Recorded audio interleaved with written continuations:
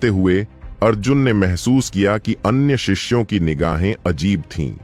वे संदेह से भरी थीं, क्योंकि उन्होंने सुबह का उसका मुकाबला देखा था। वे समझ नहीं पा रहे थे कि अर्जुन ने विशाल हु को बेहोश कैसे कर दिया। लेकिन अर्जुन बिना किसी चिंता के अपने काम में लगा रहा। काम खत्म करने के बाद वह अपनी झोपड़ी में वापस गया और अपना थैला खोला। उसमें से उसने इकट्ठी की गई जड़ी बूटियां निकाली और 3 पत्ती अराजकता पुष्प और मृत जड़ी बूटी को अलग रखकर बाकी जड़ी बूटियों को वापस थैले में रख दिया। ये अतिरिक्त जड़ी बूटियां अर्जुन के लिए बेकार थीं, लेकिन वह इन्हें योगदान हॉल में बेच सकता था और कुछ योगदान अंक कमा सकता था। थैला बांधकर वह निकलने ही वाला था कि एक विचार आया और उसने अपने कपड़े बदल लिए। उसने फटे पुराने खून से सने कपड़े पहने और अपना चेहरा थोड़ा गंदा कर लिया। फिर योगदान हॉल की ओर चल दिया। योगदान हॉल में कोषाध्यक्ष मेहता अपने काउंटर के पीछे बैठे हुए चाय पी रहे थे। वह अपने पैर लटकाए मस्ती में गुनगुना रहे थे। अचानक हॉल के दरवाजे पर एक आकृति दिखाई दी। मेहता ने ऊब कर सिर उठाया और जैसे ही वह उस शिष्य को डांटने वाले थे, उनकी आंखें चौड़ी हो गईं। सुबह सुबह कोई उनकी शांति भंग करने आ गया था, लेकिन जब उन्होंने अर्जुन को थका मांदा और बुरी हालत में चलते देखा तो उनकी आंखें फटी रह गईं। अर्जुन के कपड़े अब कपड़े नहीं रह गए थे। उसकी टांगें साफ दिखाई दे रही थीं और उसकी हालत किसी भिखारी जैसी थी। हॉल के द्वार पर खड़ी 2 महिला शिष्यों ने यह देखा और चौंक कर पीछे हट गईं। कोषाध्यक्ष मेहता की आत्मसंयम की परीक्षा हो गई। वह तो पहाड़ों और समुद्रों की यात्रा कर चुके थे, पर इस दृश्य ने उन्हें हिलाकर रख दिया। उन्होंने अपने मुंह की चाय जोर से उगल दी। अरे अर्जुन, तुम्हारी यह हालत कैसी हो गई? मेहता लगभग पागल हो गए और तेजी से उठकर अर्जुन को देखे गए। काउंटर तक पहुंचते ही अर्जुन ने गहरी सांस ली और कहा, मैं लौट आया। बहुत कष्ट उठाए होंगे, है ना? मेहता ने सहानुभूति भरी नजर से उसे देखा। कुछ दिन पहले अर्जुन जब यहां आया था तब वह स्वस्थ था, लेकिन अब वह ऐसा दिख रहा था मानो किसी भूतहा जंगल से लौटा हो। मुश्किल में था। अर्जुन ने सिर हिलाया और ज्यादा कुछ न कहते हुए अपने थैले को खोला और अंदर की जड़ी बूटियां दिखाईं। मेहता जी, क्या योगदान हॉल इन्हें स्वीकार करेगा? मेहता ने जड़ी बूटियों को देखा और भौहें चढ़ा लीं। ये साधारण श्रेणी की निम्न स्तर की जड़ी बूटियां थीं और इनकी बहुत अधिक कीमत नहीं थी। योगदान हॉल में पहले से ही ये जड़ी बूटियां भरपूर मात्रा में थीं, लेकिन जब उन्होंने अर्जुन की आंखों में उम्मीद देखी तो उनका दिल पिघल गया। उन्होंने कहा, अच्छा, हम स्वीकार करेंगे। हर 2 जड़ी बूटियों के लिए 1 योगदान अंक मिलेगा। ठीक है, कृपया गिन लीजिए। बिना किसी मोल भाव के अर्जुन ने थैला आगे बढ़ा दिया। कोषाध्यक्ष मेहता ने ऊपर देखा और अर्जुन के चेहरे पर उत्साह और घबराहट दोनों देखी। वह भी सतर्क हो गए। धीरे धीरे उन्होंने थैले को खोला और अंदर की सामग्री को गौर से देखने लगे। वह लगभग 1 कटोरे के आकार का था, गहरे लाल रंग का, दिखने में एक मशरूम जैसा, किसी फफूंदी की तरह। यह सच में असाधारण लग रहा था। उसमें एक स्वर्गीय और पृथ्वी जैसी ऊर्जा महसूस हो रही थी। खांसी, खांसी। कोषाध्यक्ष मेहता अचानक 2-3 बार खांसने लगे। अर्जुन ने चिंतित होकर पूछा, यह क्या चीज है? मेहता ने उसे अजीब नजरों से देखा और जवाब देने के बजाय पूछा, तुम्हें यह कहां मिला? पहाड़ में एक गुफा के अंदर। वहां एक प्रथम स्तर का राक्षसी जीव भी इसकी रक्षा कर रहा था, लेकिन मरने की बजाय मैंने उसे मार दिया और इसे अपने साथ ले आया। मेहता का दिल तेजी से धड़कने लगा। तुम्हारा सामना एक राक्षसी जीव से हुआ? क्या मैंने तुमसे नहीं कहा था कि सुरक्षा क्षेत्र से बाहर मत जाना? मैंने सुरक्षा सीमा पार नहीं की।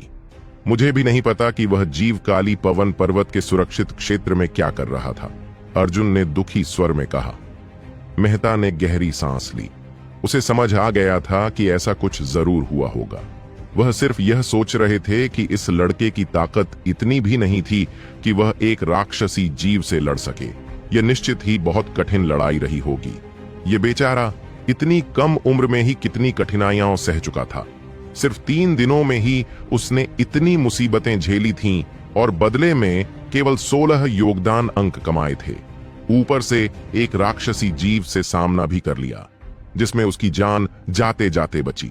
अगर उसे यह बता दिया जाए कि यह चीज वास्तव में कितनी अनमोल है, नहीं, यह उचित नहीं होगा।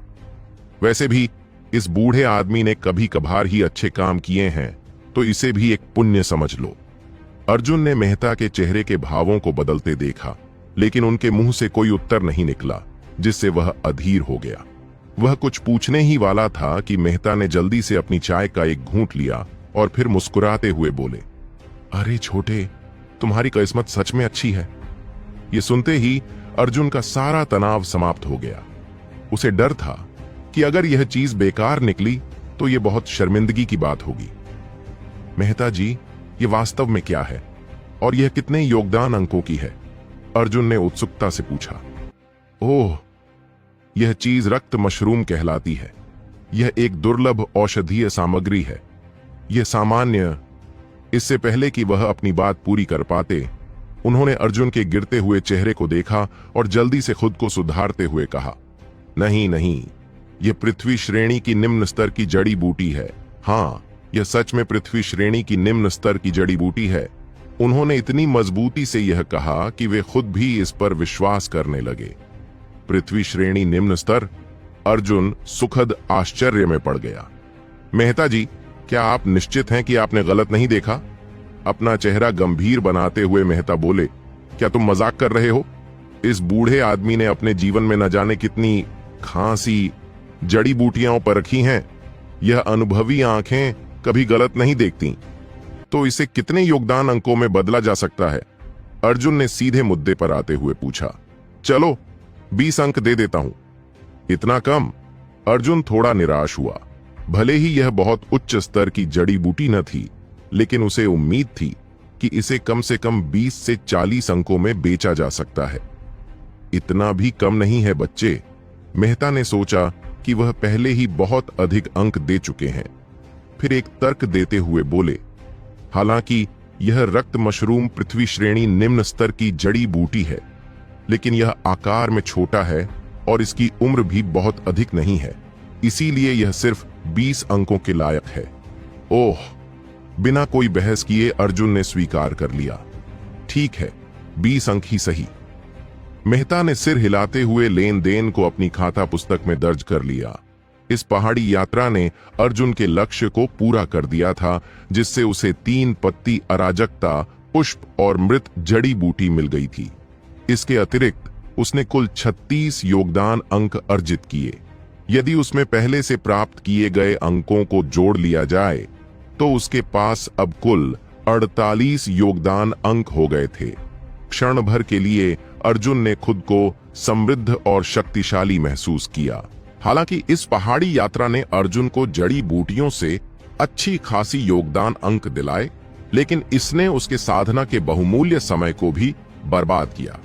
इसके अलावा इन जड़ी बूटियों को खोजने के लिए उसे भाग्य का सहारा लेना पड़ा और पूरी यात्रा ने उसे बहुत थका दिया।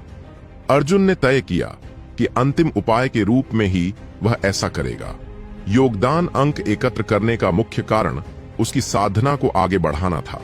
अर्जुन जानता था कि इन दोनों चीजों, योगदान अंक और साधना में से कौन अधिक महत्वपूर्ण थी, और उसने लालच के कारण अपनी दृष्टि कभी नहीं खोई। अब उसने 3 पत्ती अराजकता पुष्प की अच्छी मात्रा एकत्र कर ली थी। उसे गुफा में लगभग 30-40 पुष्प मिले थे, लेकिन मृत जड़ी बूटी की मात्रा बहुत कम थी। उसके पास केवल 5-6 थीं। यदि उसे इनका उपयोग साधना में करना था तो उसे योगदान हॉल से कुछ और लेना पड़ेगा, और वह इसके लिए तैयार था। अपनी योजना को ध्यान में रखते हुए अर्जुन ने कहा, मेहता जी, मुझे 10 मृत जड़ी बूटी दे दीजिए। कोषाध्यक्ष मेहता ने अर्जुन की ओर देखा और यह सोचने लगे कि उसे इन जड़ी बूटियों की आवश्यकता क्यों थी, लेकिन उन्होंने कोई प्रश्न नहीं किया। वे केवल बैठे और बोले, 10 सामान्य श्रेणी की निम्न स्तर की जड़ी बूटियां, 10 योगदान अंक। क्या तुम इन्हें लेना चाहोगे? संशय से चढ़ाते हुए अर्जुन ने पूछा, यह सही नहीं लग रहा।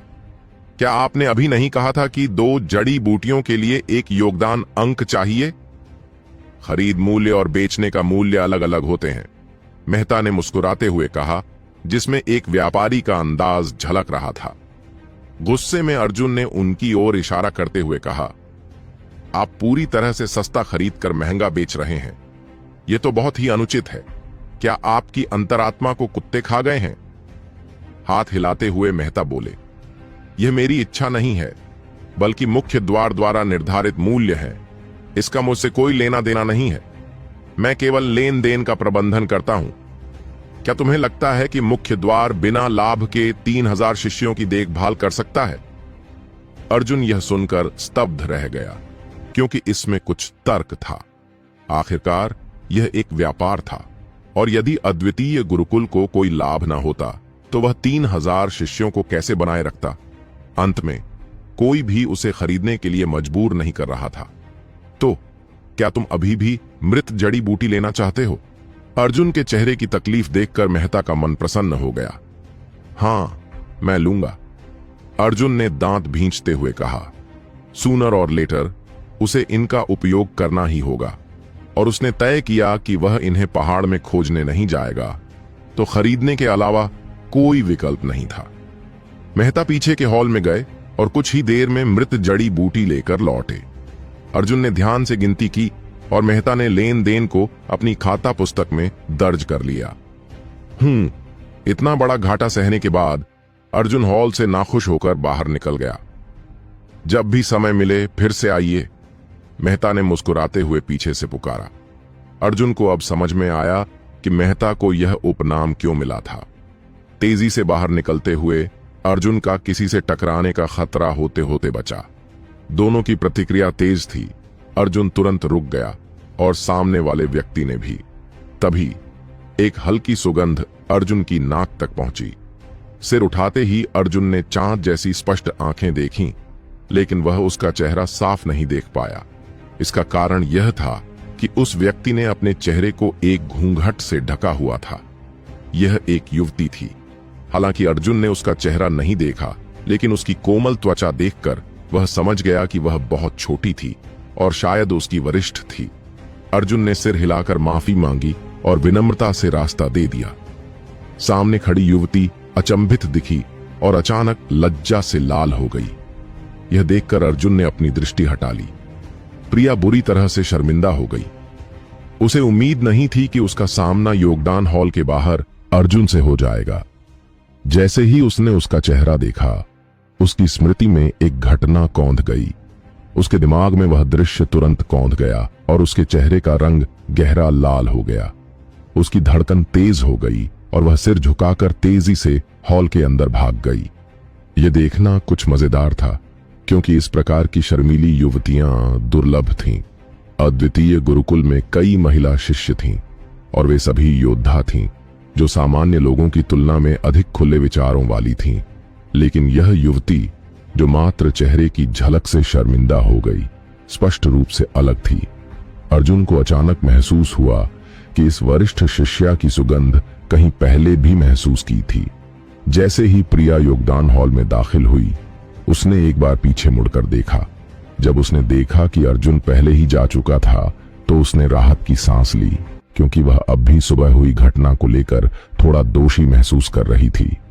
जब वह अपने विचारों में उलझी हुई थी, तो उसने कोषाध्यक्ष मेहता को काउंटर से एक गहरी आह भरते सुना।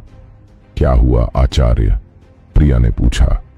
तुम बस उस बच्चे पर तरस खा रही थी, कोषाध्यक्ष मेहता ने उदासी से कहा। वह अच्छा लड़का है, कठिनाइयों को सहने वाला, मेहनती, अच्छा स्वभाव वाला, और उसका चरित्र भी खराब नहीं है। जब प्रिया ने अपने गुरु को अर्जुन की इतनी तारीफ करते सुना, तो वह तुरंत नाराज हो गई। उसने सोचा कि शायद उन्हें सुबह की घटना के बारे में पता नहीं था। न केवल उसने बिना कपड़ों के स्नान किया, बल्कि उसने इस शिष्या की आंखों को भी दूषित कर दिया और जीवन में पहली बार डराया। मेहता की लगातार प्रशंसा से वह और अधिक क्रोधित होती गई। आखिरकार वह और सहन नहीं कर सकी और उसने जोर से काउंटर पर हाथ मारा। धप! आवाज गूंज उठी, मानो कुछ टूट गया हो। मेहता का चेहरा बिगड़ गया और वह कराहते हुए बोले, वह मेरी पृथ्वी श्रेणी की निम्न स्तर की रक्त मशरूम थी, जिसकी कीमत 20 योगदान अंक थी।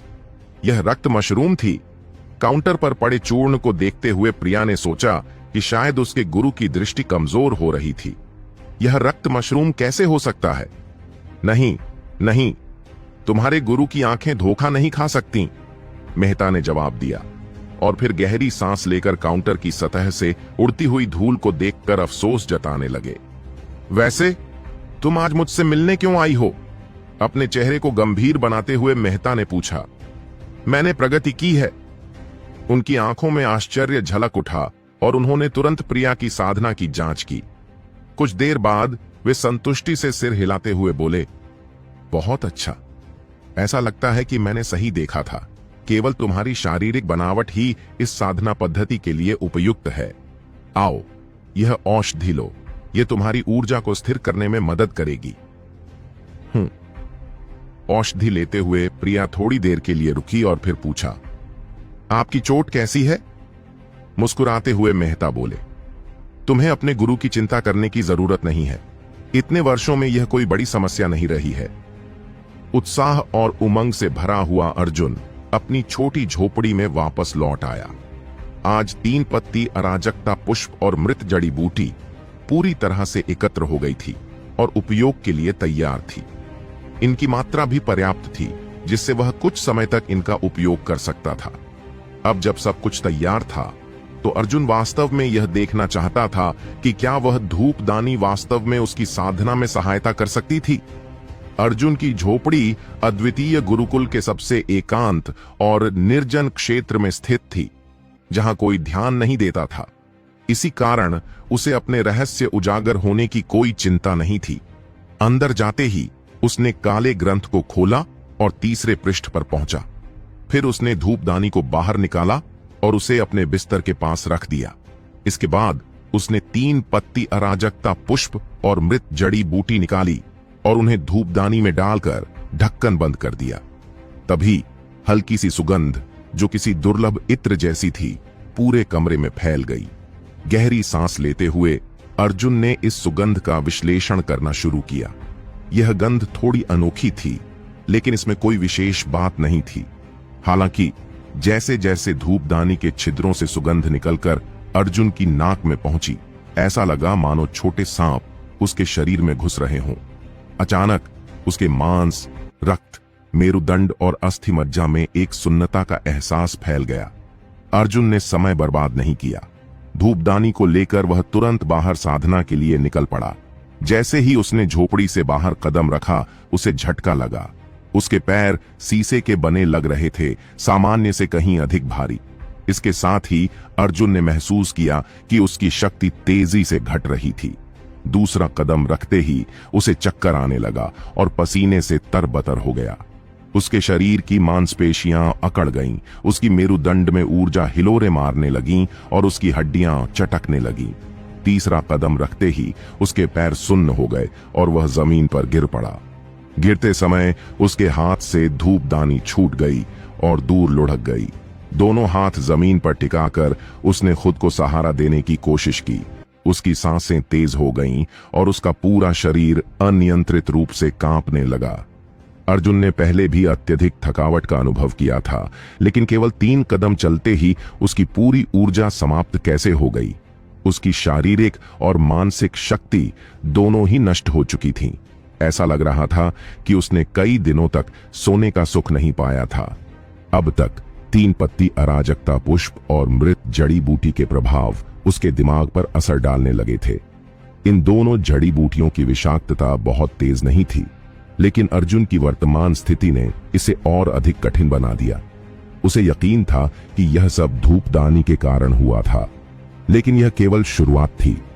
यदि यह धूपदानी इतनी प्रभावी थी, तो क्या भविष्य में वह हमेशा अपनी सीमाओं तक साधना कर सकता था?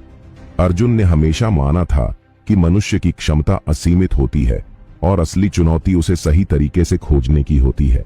इसलिए भले ही वह जानता था कि उसकी प्रतिभा सीमित थी, उसने कभी भी साधना करने की इच्छा को नहीं छोड़ा। यह सोचते ही अर्जुन का आत्मविश्वास बढ़ गया। काफी प्रयास और संघर्ष के बाद उसने खुद को उठाने के लिए अपने हाथों का सहारा लिया। उसकी जांघों की नसें उभर आईं, लेकिन उसने दांत भींचकर खुद को ऊपर खींचा। उसकी सारी शारीरिक शक्ति चुक गई थी। उसकी चेतना धुंधली होने लगी थी, लेकिन उसकी इच्छा शक्ति ने उसे एक आखिरी ऊर्जा दी। अर्जुन ने जोर से दहाड़ लगाई और पूरी ताकत लगाकर खड़ा हो गया। लड़खड़ाते हुए उसने खुद को संतुलित किया और जमीन पर मजबूती से अपने कदम जमा लिए। तो क्या होगा अब अर्जुन की इस कहानी में, जानने के लिए सुनते रहिए अद्वितीय योद्धा सिर्फ द हॉरर हंटर चैनल पर।